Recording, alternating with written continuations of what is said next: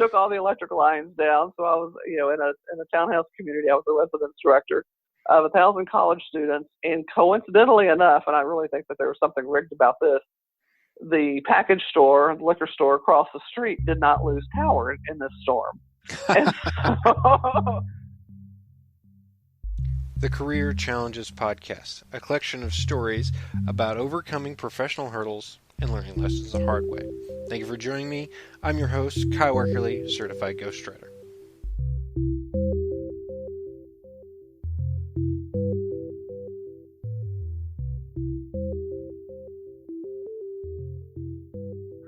Welcome back to the Career Challenges Podcast, and I have with me Donna Gunter. And Donna is Amazon's #1 best-selling author of Brand Yourself as a Trusted Local Celebrity and BizSmart Quick Guide, 10 Strategies to Online Visibility, More Traffic, Clicks, and Profit. She helps entrepreneurs, consultants, speakers, coaches, and professionals stop the client chase by leveraging their knowledge to gain authority status in their industry. She then dramatically amplifies their message and shows them how to convert the new audience into high-paying customers. Using her proven Become Business Famous signature 7-step system, she works together with her clients to build powerful personal brands, and grow their businesses through speaking, publishing, and publicity. Donna is host of Main Street Mavericks Radio and a writer for Business Innovators magazine. Donna resides in Orange, Texas with her husband, Eric. So Donna, welcome to the show. well, thank you, Kyle. I'm happy to be here. Yeah, I apologize. My intro, all those S's in quick succession kind of tripped me up. I apologize for that. Another cup of coffee for everybody. Yeah, there we go. Kind of like reading a Dr. Seuss. I remember one time I was trying to read Fox and Socks, and at the end there's the poodle, puddle, beetle battle in a bottle. And I remember reading that, and my mouth just fell apart. I just couldn't do it anymore, and I devolved in laughter. So, but luckily that won't happen here because, this is not a Dr. Seuss book. This is a business coaching podcast that we're talking about here. So you, of course, are a business coach. Yes, I am. Been one for quite a number of years. All right. And so you help clients with their marketing, correct? With our marketing, and as of the last 6 years or so, I've been focusing on helping them build their authority with their own published book. Okay. And so, in your opinion, is the book the best route to go? I think a book is an amazing route to go because it's kind of old school. I mean, in this digital age when a lot of businesses have dropped a lot of physical marketing, like sending out the old junk mail sales letters, where there were 15 pages stuffed in an envelope. Mm-hmm. And they've given all that up for YouTube videos and Instagram likes and Facebook pages.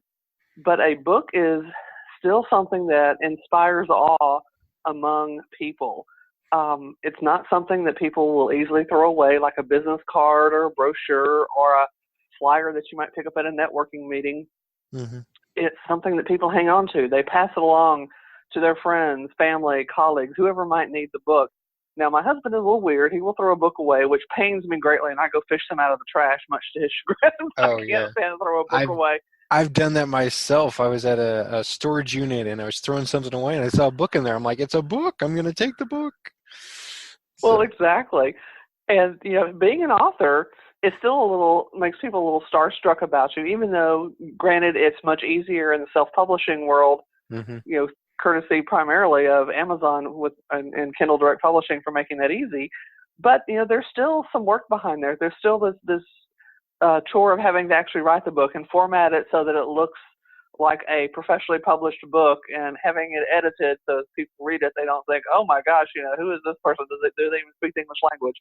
Mm-hmm. And having it going through the process to get it listed on Amazon, that's still a chore. There's still a lot of steps involved in that. But overall, it's much easier than trying to run after bigger name publishers, your Simon & Schuster, those kinds of places, Penguin House, yes. And try to get an agent and get a book published, mm-hmm. Or get an agent to get a book published rather than doing it yourself. And quite frankly, I think people in the self-publishing world probably do better in terms of ROI on their books if they know how to strategically use them, especially as a service industry professional, because one of the biggest issues that I have people overcome is the realization that they're not going to make money from sales of the book. Most likely they're going to make the most money from never having sold a single copy of the book. Their goal is to get it into as many hands as possible in a very strategic way so that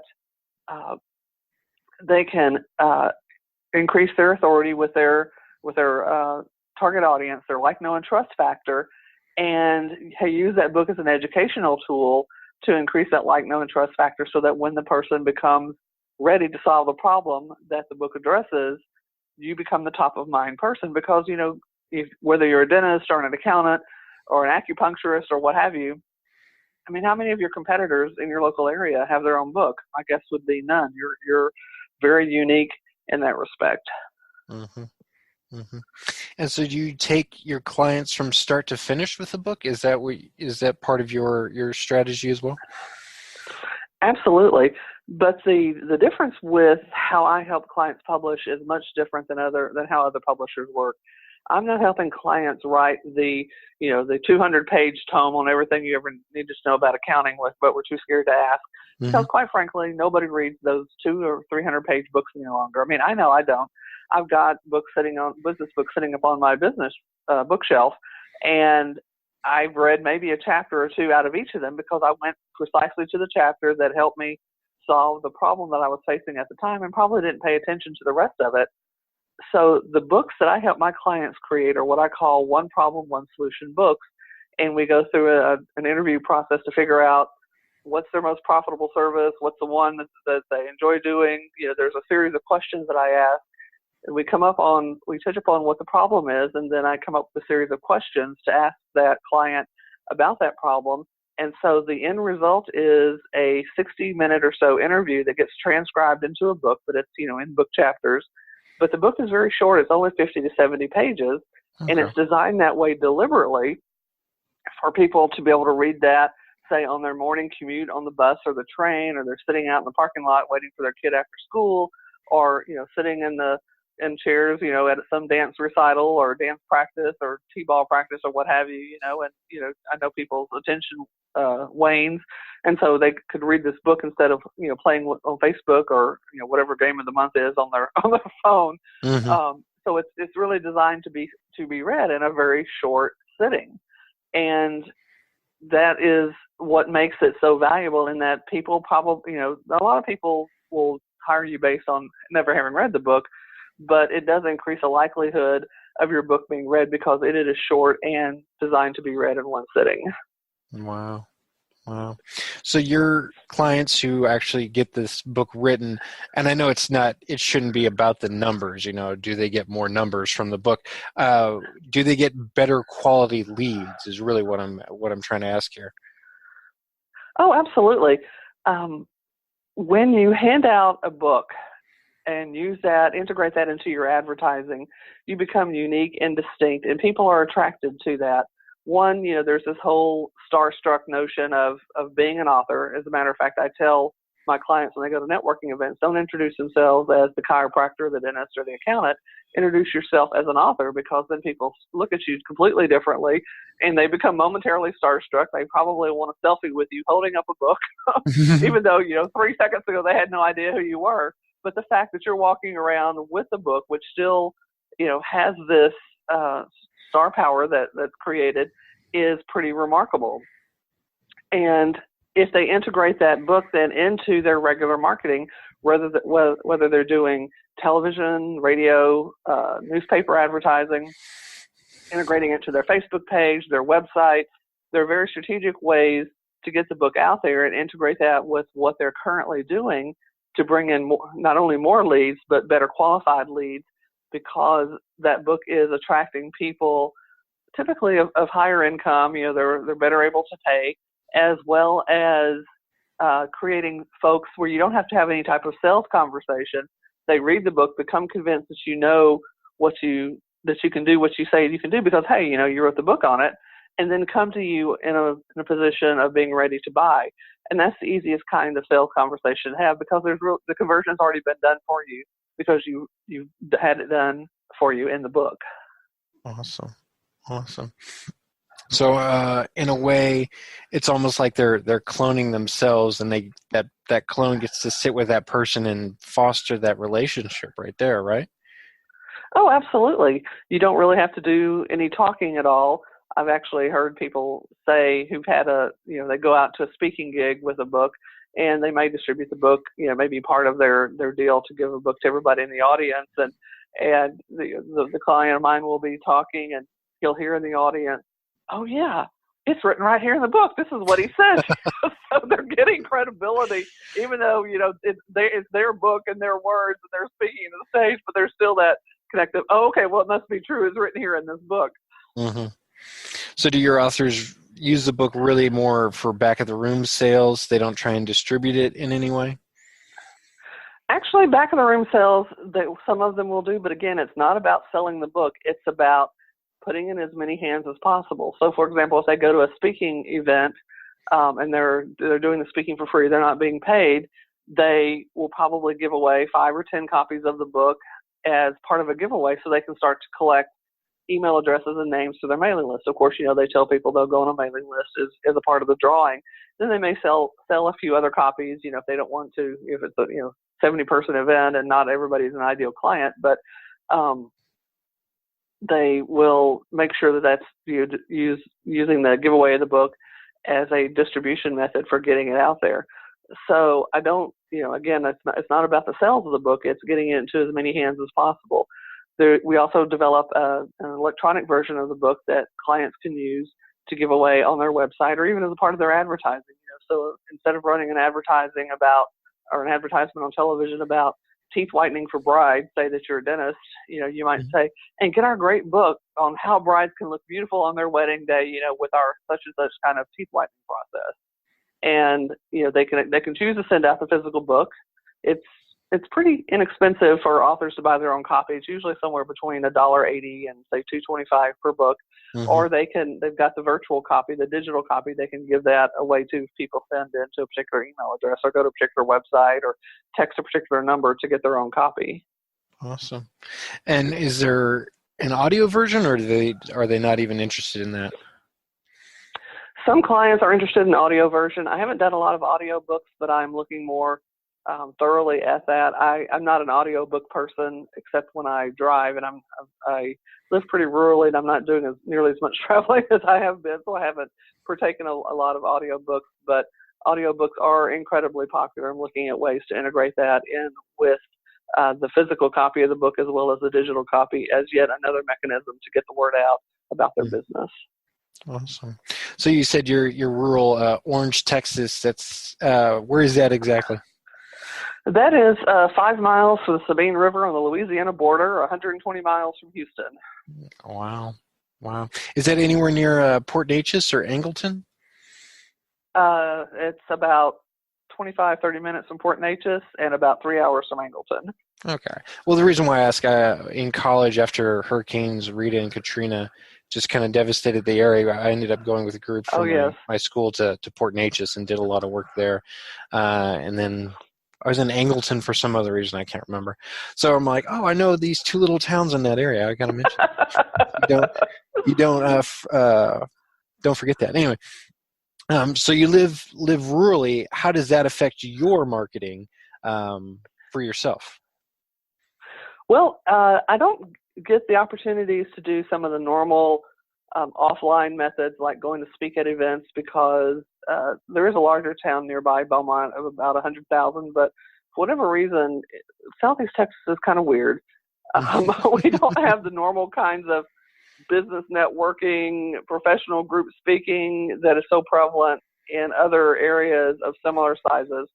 And for a while, I drove to Houston to do that kind of thing, and that's just gotten old. I mean, 120 miles one way, it sucks up your entire day. It's exhausting. Plus, if you're not accustomed to the Houston traffic, that's a whole other issue in itself. And sometimes, just to get from point A to point B in Houston takes 2.5 hours, even though it may only be 10 miles. Mm-hmm. So, given that, I'm looking at different ways that I can market myself digitally, online, which is what I've done for the majority of my business. And my latest focus is actually trying to be a guest on 60 podcasts in 60 days. I'm doing pretty well. This is a podcast about number 11, I think, or so that I've been on. I'm glad I could be a part of that. Well, I'm glad to be asked. Yeah. So getting the word out, since I don't have that typical networking method that other folks have that live in more civilized urban areas, using what's at my disposal. And this is, much cooler for me because I get to sit at home and not have to get dressed up and find a parking place, et cetera, and eat rubber chicken dinners and those kind of things, and talk about what I do and get it out to lots and lots of people who I would not normally ever meet, as well as, taking the podcast episode itself and then repurposing it for my own use and my own marketing in various ways to re-educate my community about what I'm doing as well. Mm-hmm. And, to walk my own talk, my giveaway on my podcast episode is always a free copy of one of my books. So there you go. Awesome. So how many books have you written yourself? I've written 3. I just finished my 3rd one, Make Them Choose You. And I've published about 25 books for various authors and in various genres. Some have come about through the interview process that I alluded to earlier. Others have come about because they held, say, a telesummit, or they were a podcast host, and we looked at a theme for the book and then got appropriate programs out of a telesummit or appropriate episodes in a podcast and put together a book. So it was really kind of an anthology book, but the people who were interviewed didn't get author credit. It was just put together by the host of the podcast or the host of the telesummit. I've done a book where I took all the blog posts of a guy who is in the financial services industry but does a lot of elder care planning, and talked about most of his posts were about how he took care of his mother as she had suffered with dementia and her decline, but the kinds of things, kinds of research he had to do, the kinds of things he went through with her, and put together a book about how to care for your elderly parents. So, there's multiple ways to create a book. Those 2 books, in terms of the one of the telesummits and the one of the blog posts, were longer than I typically do. They were like 150, 175 pages. But they can be effective as well if you've got some other kinds of ways that you want to use the book and integrate that into your marketing processes.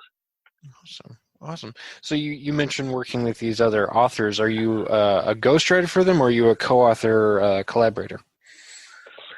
I don't really do any ghostwriting. If I consider it editing, I guess, in terms of putting together the interview. The interview may not look, for the interview books, the interview may not necessarily look in the book as it did when it was spoken. So I don't really consider that ghostwriting. It's more editing to make it fit into things. And the other things that, that I've done have all been editing in terms of, putting articles together and that type of thing. The only time I would take co-author credit is and I've done one of these, what I call a multi-author book or collaborative book. It was actually my first one, where I had 9 of my marketing colleagues come together. We all decided upon a topic, that's of our specialization in marketing, and wrote a short chapter on that topic. And we ended up with a book with 10 authors. Everybody got author credit. Everybody became an Amazon bestselling author because I ran it through my Amazon bestselling author process, and created a book that way. That's also another way that somebody can create a book if they are desiring to make a lot of contacts in a particular area. Say you're a real estate agent and you want to have a book available and increase your reach, and the book is about how to buy your first home in Seattle. So you may partner up with a title company, you may partner up with a mortgage broker, a home inspector, a home remodeler, a home stager, all those folks that would be important in the buying process. Have each of them do a chapter, they all get author credit, and they all get copies of the book to distribute among their client base. So boom, you then increase your reach by a factor of 10. If you've got 9 other authors, I guess maybe by a factor of 9 in terms of you marketing in your local area. So there are a number of ways to skin a cat, so to speak, depending upon what you are looking at as the goal of your book. Would you like to be a guest on the Career Challenges podcast? Visit careerchallengespodcast.com to find out how. And while you're there, listen to all available episodes and subscribe through Spreaker, Apple Podcasts, Spotify, Google Podcasts, and CastBox. More outlets are coming soon. The Career Challenges podcast is produced by me, Kyle Eckerly, and I'm a certified ghostwriter. A little bit more about that. I work almost exclusively with business authors. I've worked with authors who are coaches, consultants, mentors, speakers, some high-ticket salespeople, C-level executives, and of course, business owners. My authors have worked for USAA, Vistage, Booz Allen Hamilton, Austin Technology Council, and the John Maxwell team. They want to write a book, and they want that book to help them expand their business. See, with a book in hand, they're able to market their expertise, or secure more speaking gigs, or promote their company, or all three, or maybe even more than that. They're not out to write a bestseller, though that would be nice. Instead, they have years of knowledge and experience, and sorting it out will be no easy task. More importantly, they want all that knowledge and experience to be an engaging read. To learn more about how you can become an author, visit weckerlywriter.com. That's WECKERLYWRITER.com, and schedule a consultation today. And now, back to the Career Challenges podcast.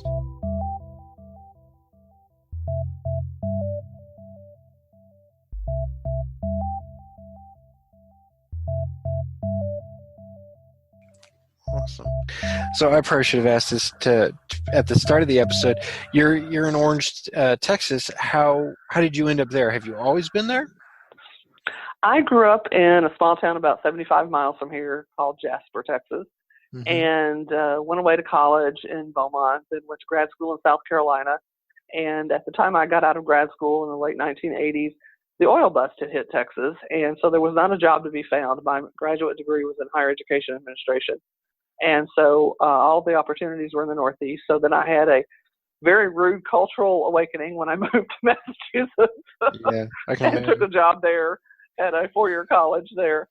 And that was eye-opening both from a cultural perspective and a climate perspective, because I'd never seen snow to that degree before. We'd been out of school for maybe twice, a couple of days twice in my K through 12 career, because we'd had 2 inches of snow, which shut the area down for 3 days. But about 3 months after I arrived, they had a monumental, earth-shattering blizzard of 18 inches of really wet snow on Columbus Day weekend, completely unexpected. The trees still had foliage, which is a term I use now that I never used until I moved there. And it took all the trees down, took all the electric lines down. So I was, in a townhouse community. I was the residence director of 1,000 college students. And coincidentally enough, and I really think that there was something rigged about this, the package store, the liquor store across the street did not lose power in this storm.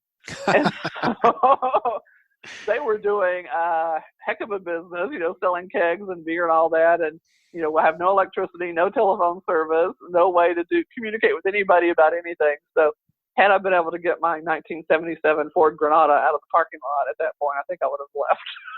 But I was stuck. Yeah. So you just had to. And then I moved back to Texas after that.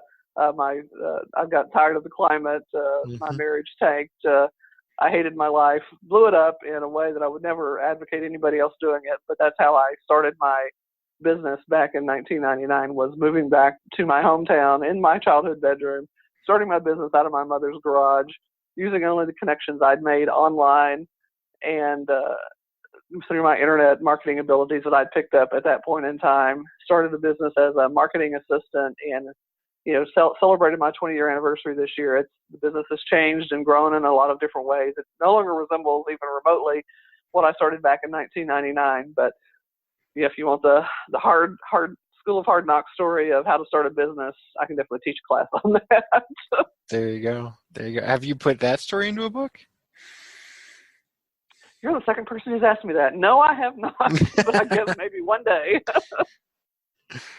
Wow. Well, it sounds like it'd be a great story, that there's a lot more to it, especially the blizzard in Massachusetts. I had a cousin who lived in Boston for 5-6 years, and he lives in Sugar Land now. But he told me about a really bad blizzard that they have. I'm assuming it's the 99 blizzard you talked about, and that he was stuck in his apartment for 2-3 days. And he said by the third day, he was just ready to crawl out of the snow. He didn't care. He just needed to be outside because he was going stir crazy. And I think that's one of the main motivators that brought him back to Texas. He's just like, every once in a while we have those blizzards and you just get stuck. And I can't stand it. Yeah, I fortunately we never, I mean, the blizzard that I experienced was actually 10 years prior to that. It was in 1987 or 12 years prior to that. But there were times I lived on the kind of the side of a hill. It was a very hilly town where I lived. And if snowplows didn't get there, you were hard pressed to get up and down the street, to go home, or if it would, it would be plowed and then it would warm up a little bit and then it would freeze again, then your entire street became a sheet of black ice. And so, that was all fun. But after 11 years, I decided that I really loved the Berkshires between the months of June and October, and they could take it the rest of the year. Mm-hmm. And, I was very flippant when I said that, only to come home in 2005. And within 3 weeks of my arrival, I think I moved back. Well, I'll take it. It's more like, I guess, 2 months. I came back in July of 2005. In late August, I think it was, Hurricane Rita hit. Wow. And this area had not had a hurricane of that magnitude in my lifetime. I mean, it had been the late 50s, I think early 60s, maybe 1960 was the latest hurricane of some magnitude. And I remember growing up, people would evacuate to my hometown because it was 75 miles from the coast, or 90 miles from the coast, and that was considered safe. Well, there in Rita, that was completely blown out of the water. My husband and I did evacuate to my hometown, which was just as devastated as we were on the coastal area. It took all of us about at least 3 weeks to get power back. Mm-hmm. And my hometown was probably closer to a month. So we learned things about hurricanes that nobody alive knew because we'd never been hit with one of this magnitude. And then 2 years later, there was Umberto, which was, it was only Category 1, so it was pretty simple. We lost power for a day for that one.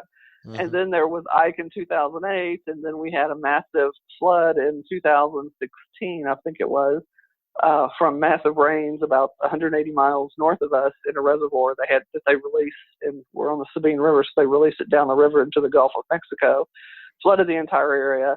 And then we had Hurricane Harvey in 2017. So after all of that, I'm thinking, that 18 inches of snow on that Columbus Day weekend, that wasn't really so bad now, was it? True. It does kind of put it in perspective for you. Yeah. Yeah. But yeah, you mentioned Rita and how it kind of devastated the area. When I went down there, I was a sophomore in college, and I went with my Baptist student ministry group down there, and we were cleaning up, and a lot of them were like, it didn't look like this. And, you were like some of the first responders that we've had from outside the area. I mean, they had a infrastructure back up and running, but they were still cleaning up, and they still said it looked pretty much like it did when we first came back. And this was weeks after the hurricane had hit, and I just was so shocked by that. And I think part of that, too, was Katrina had hit New Orleans, and so all the attention was on New Orleans, and they weren't really getting help in those more rural areas. So moreover, that we had a ton of Katrina evacuees here. So those poor Katrina evacuees, they lost their home in New Orleans. They lost their evacuation site when Rita hit. Oh, wow. I mean, we had with Ford Park, which is our big concert pavilion, it holds maybe 10,000. It was full of Katrina evacuees. Schools, gymnasiums were full of Katrina evacuees. And so Rita was the largest in U.S. Hurricane evacuation ever called in the history, in the country's history. It was they evacuated. They had a mandatory evacuation for Houston, or portions of Houston.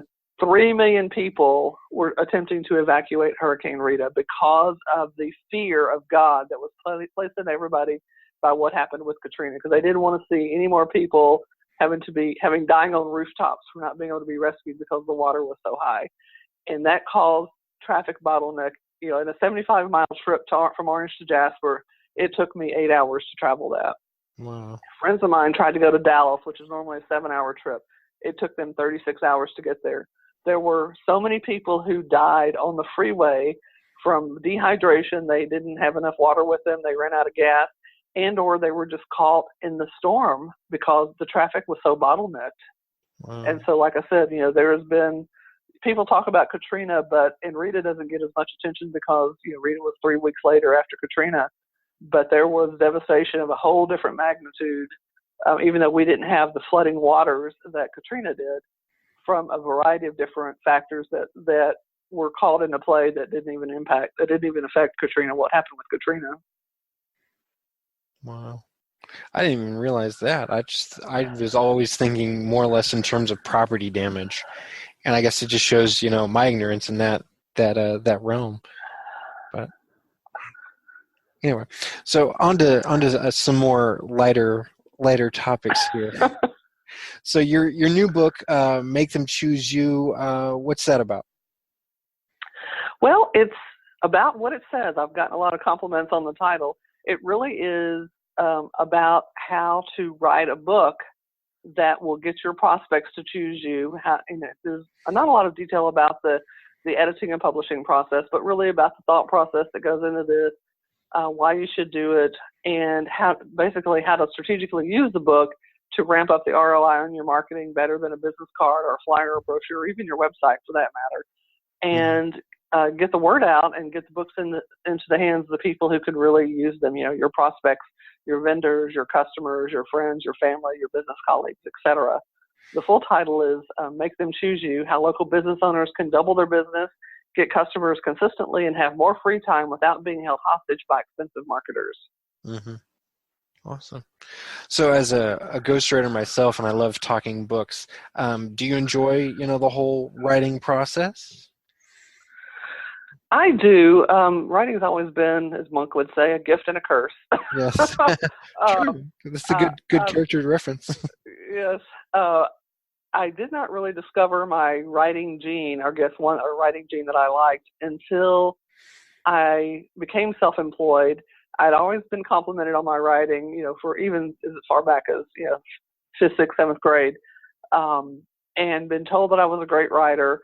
But I always struggled with it because I was writing to somebody else's criteria. In high school and college, it was to the professor's criteria for college papers. In graduate school, it was, to APA standards, for papers you had to turn in. In work, it was to my boss's standards, or, to write a handbook for a residence hall. It was always being subjected to somebody else's critique and somebody else's writing style.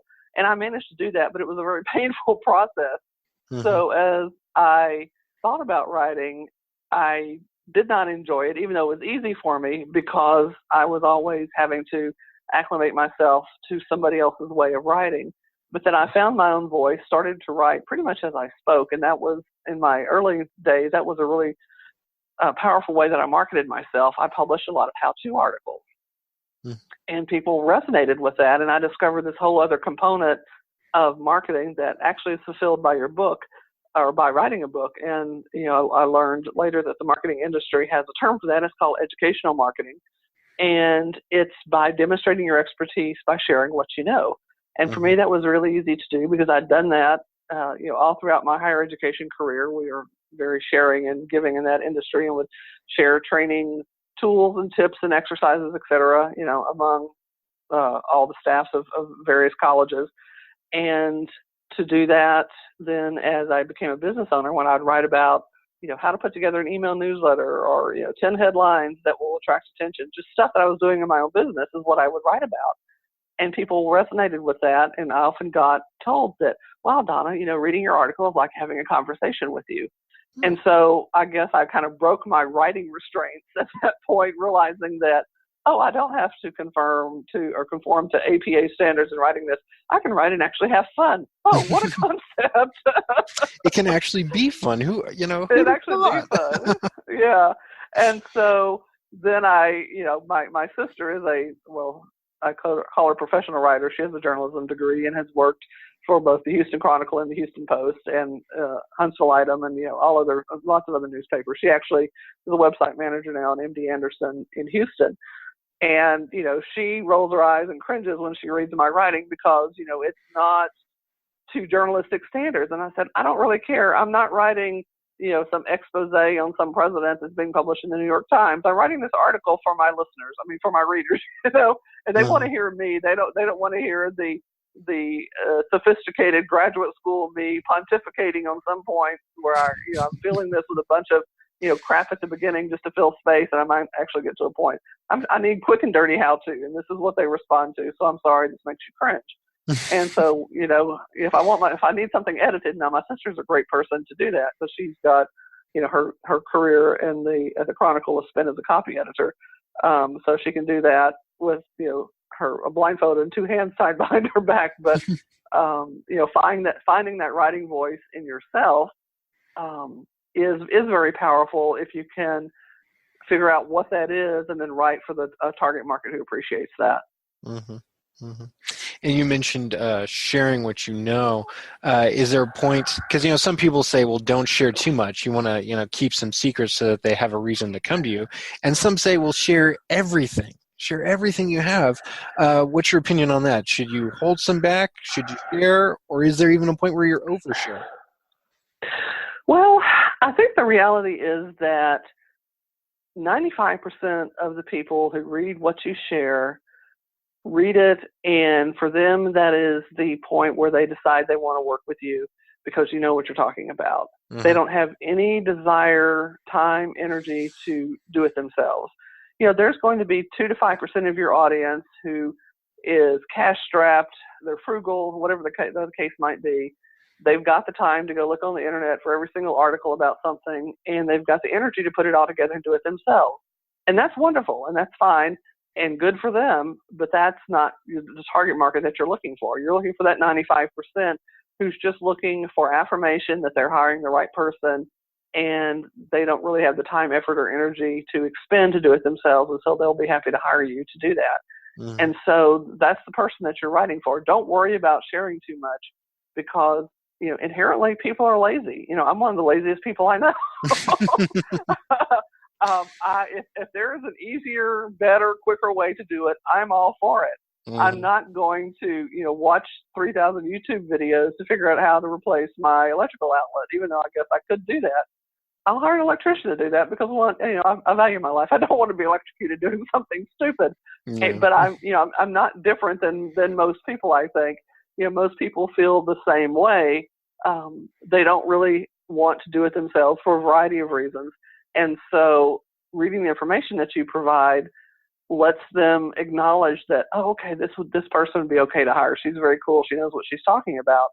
In my earlier days of marketing, I would have, when article marketing was a huge internet marketing strategy, this was in the early 2000s, late 1990s and early 2000s, I had my content distributed throughout the internet through article marketing directories, they were called at that point. And that brought a ton of traffic back to my website, and clients would call me when I was doing, I guess, a different kind of business coaching than what I do currently. They would call me and say, oh, I just spent 2 or 3 hours on your site.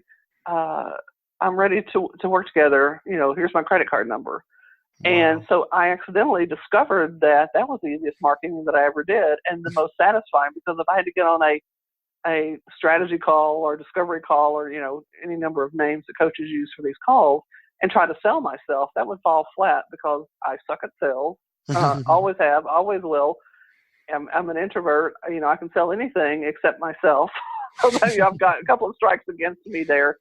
But having them consume my content, having them acknowledge my expertise, having them confident in their ability to discern that I knew what I was talking about, that made my selling actually kind of a no-brainer. I mean, because they came to me ready to buy as opposed to me having to convince them to buy. And whatever business you're in, that's the condition you want to create in your prospects. You want them coming to you ready to buy, and a book is probably the primo way of convincing people that you know what you're talking about, establishing your expertise, and priming the pump so that when they're ready, that they're that bride who's finally getting married. It's like, oh yes, somebody had that teeth whitening book for brides. I'm going to call Dr. Jackson and have that done because he wrote the book about it. So, why shouldn't I go to him? So that book establishes all of that for people in a very, very pointed way. It's all under one cover, so to speak, and it has lasting capabilities. I was on a podcast yesterday, and we were talking about Star Trek, which is something that I've loved my entire life. Even starting from the original episodes that I was watching as a kid. Me too. And I was talking about the Next Generation episodes, and in whatever century they were in, I never got good at converting Star Trek time to real time, which I guess was maybe the 23rd, 24th century. Yeah. At any rate, Jean-Luc Picard, who was the captain of the Starship Enterprise in that series, deliberately chose bound books, printed books, to read in his ready room, as opposed to the digital versions. They had the hologram decks and digital everything, on that series as they do the other series.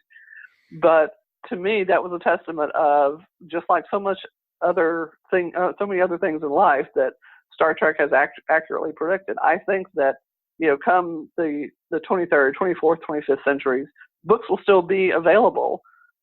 They may not be quite as plentiful as they are currently, but I still think people will choose to read books, bound books, because of that cool feeling that you get. I love the smell of a bookstore. That's something you can't replicate anywhere else. No. I think books they stand the test of time and have stood the test of time for thousands of years. And even at the point where, the ancient man was, scribbling things down on rocks or stone tablets to homemade paper, as it progressed up through the Gutenberg press, et cetera, et cetera. Yeah, because nonfiction books in particular, I do read physical fiction books, but the nonfiction books, I have to read them paper bound or hard in physical form, because I will just write so many notes in there. I'll underline passages of what the author is saying. I'll write in my own notes, like, they'll pose a question, what do you think about this? And I'm like, I got to write down what I'm thinking right now, because I don't want to forget it. And so, a lot of the nonfiction books I have, and if I ever, sell them back to half-price books, I'd have to either erase a lot of them, or those people are going to read that and be like, who's the person reading this, and what were they thinking? Right. Or you sell them for more because it's like, it has my thoughts in it. So, it's more valuable book. Yeah, that's an annotated copy. You could call it an annotated copy. Right. There you go. Yeah. So I know we talked about your book, Make Them Choose You, but is there anything else coming up for you in your business that you're excited to talk about? Well, I've got a lot of podcast episodes, including this one that I'll be promoting through my social media channels. So I'm looking forward to having those conversations and promoting those episodes when they come out. Awesome. So is there anything else you wanted to mention while we still have a little bit of time? Sure. Well, like I like to say, I like to walk my talk. So, we've had a conversation here about making sure that you get your book into as many hands as possible. And because I don't think I could afford to give one to everybody who listens to the podcast, a physical copy, that would probably break the bank. But I'm happy to give everyone who listens a digital version of the book. And so you can get, if you're a listener of this podcast, you can get your copy of my book, Make Them Choose You, by visiting makethemchooseyou.com/CC, and CC like career challenges. And you can get a digital copy that you can read on your Kindle, your iPad, get a PDF version, whatever floats your boat, so that you can consume what I have to say and make them choose you. Awesome. Well, I'll probably go get that myself. I always like free books. I have a long reading list, but it gets longer every day. But I just can't help myself. I've got to read that, so I got to put it on my list. So that's what's going on with that. But I'll definitely do that myself soon. But yeah, Donna Gunter, thank you so much for being on the show. Well, thank you. I've enjoyed it. It's been a pleasure. Yeah. Thank you for listening to the Career Challenges Podcast.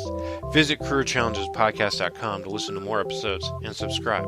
And don't forget to schedule a consultation to talk about your book today by visiting weckerlywriter.com. That's WECKERLYWRITER.com.